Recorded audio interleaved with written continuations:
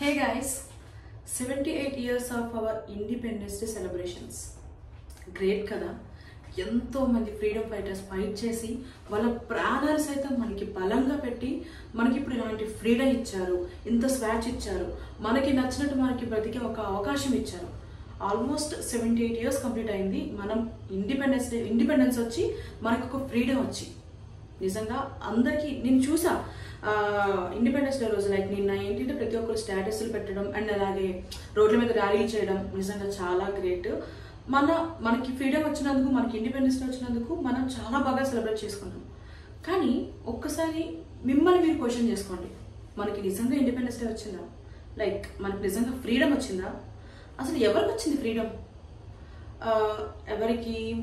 మన ఆడపిల్లల మీద యాసిడ్ పోసే వాళ్ళక, లేదంటే ఆడపిల్లల్ని మీద రేప్ అటెంప్ట్ చేసే వాళ్ళక, లేకపోతే చిన్న పెద్ద వాయి వస తేడా లేకుండా అమ్మాయిల మీద అగత్యాలు చేసే వాళ్ళక?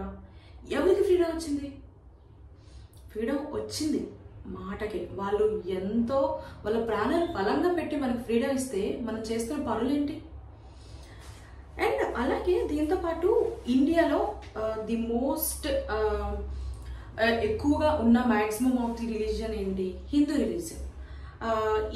ఇది ఏంటి అంటే మన బంగ్లాదేశ్లో హిందువుల్ని చాలా క్రూరంగా చంపుతున్నారు.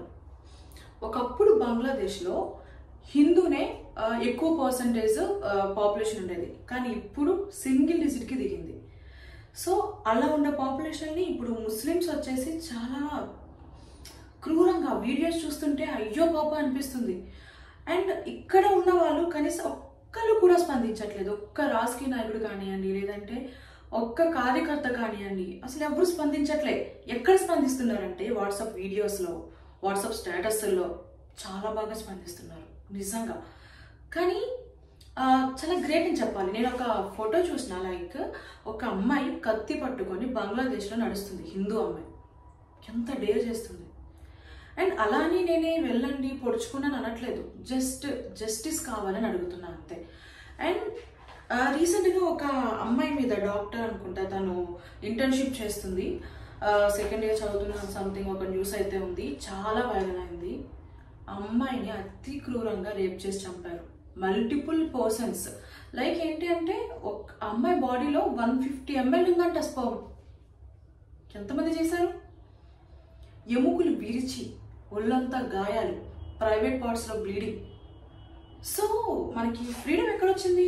అమ్మాయిల మీద దౌర్జన్యాలు చేయడానికి, అమ్మాయిల మీద రేప్ అటెంప్ట్లు చేయడానికి, దీనికి మాత్రమే ఫ్రీడమ్ వచ్చింది మనకి. ఒకసారి మహాత్మా గాంధీ గారు చెప్పారంట, అర్ధరాత్రి 12 గంటలకు అవసరం లేదు, పోనీ 8-7 గంటలకి ఆడపిల్ల ఒంటరిగా తిరిగితే మనకి అసలైన ఫ్రీడమ్ వచ్చింది అని చెప్పేసి చెప్తున్నారు.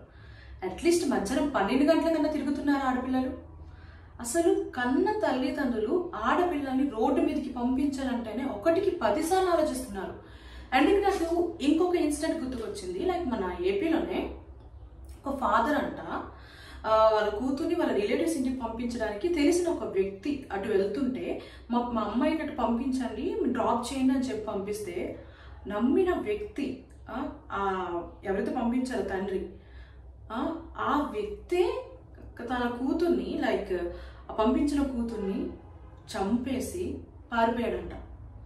పేరెంట్స్ తెలిసిన వాళ్ళని నమ్మాలన్నా భయపడుతున్నారు. అలా తయారైంది సమాజం.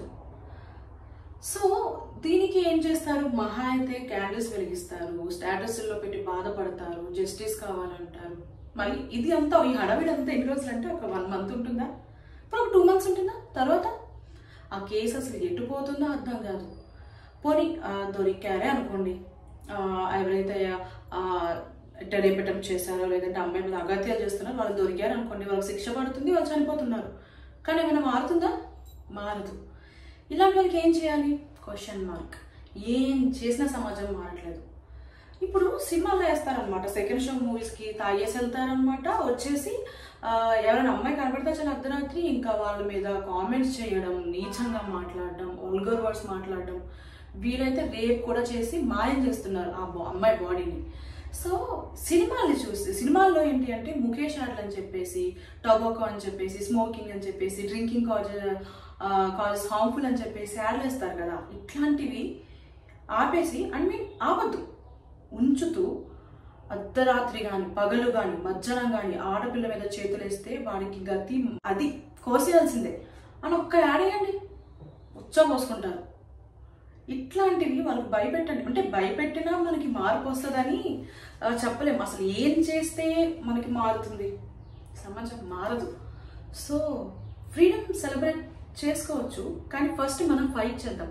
ఒకప్పుడు మనకి ఫ్రీడమ్ ఇవ్వడానికి వాళ్ళు ఫైట్ చేస్తే మనం నచ్చినట్టు ఆడుకుంటున్నాం ఈ ఫ్రీడమ్ని. సో దీనికోసం మీరు ఫైట్ చేయండి. సో నేను చెప్పాలనుకున్నది ఫైనల్గా ఏంటి అంటే, ఫ్రీడమ్ అనేది మనకి వచ్చింది అనుకుంటున్నాం కానీ రాలేదు.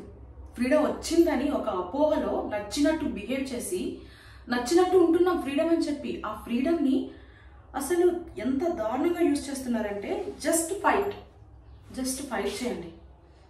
ఇప్పటికీ ఆగవు అమ్మాయిల మీద అగత్యాలు, మారవు. ఇట్లా చాలామంది ఆడపిల్లలు అయితే వాళ్ళ ప్రాణాలు కోల్పోయారు ఇట్లాంటి వాళ్ళ నీచుల వల్ల. సో ఇంకా ఎన్ని చూడాల్సి వస్తుందని భయంగా ఉంది. అట్లీస్ట్ ఇవి అసలు ఎప్పుడు ఆగతాయో కూడా తెలియట్లేదు. చూద్దాం, ఇంకా ముందు ఇంకెంతమంది ఆడపిల్లలు మరణాలు చూడాలి. మనం ఇండియా అని చెప్పుకుంటున్నాం, తెలుగులో ఏమంటాం? భారతమాత అంటాం. మాత ఆడపిల్ల, ఆడది లేకపోతే అసలు జీవం ఉంటుందా? అలాంటి ఆడపిల్లని నాశనం చేస్తున్నారు. సో ఒక్కసారి ఆలోచించండి. అన్న తమ్ముళ్ళు ప్రతి ఒక్కరికి నమస్కారం పెట్టి అడుగుతున్నా, ఒక్కసారి ఆలోచించండి. ఒక ఆడపిల్లకి చూస్తే ఓకే పోనీ కామెంట్స్ చేస్తారు కదా, లైక్ డ్రెస్ సరిగ్గా వేసుకోవట్లేదని. అసలు చిన్నపిల్లలు చూస్తే ఏమనిపిస్తుంది? ఒక డాక్టర్ వైట్ డ్రెస్ వేసుకొని, వైట్ కోట్ వేసుకొని ఎంతోమంది పేషెంట్స్ని చూసి వాళ్ళకి సర్వే చేసి వాళ్ళకి హెల్ప్ చేసి, అలాంటి డాక్టర్ని చూసి కూడా మీకు ఏమనిపిస్తుందిరా? నాకు అర్థం కాదు. బట్ ఒకటే చెప్పాలనుకుంటున్నా, మారండి, అట్లీస్ట్ మారండి. మనకి ఫ్రీడమ్, అసలైన ఫ్రీడమ్ రావాలి అని నేను కోరుకుంటున్నా. సో ఇంకెంత చెప్పినా జనాలైతే మారరు. Anyways, signing off, Shanvi.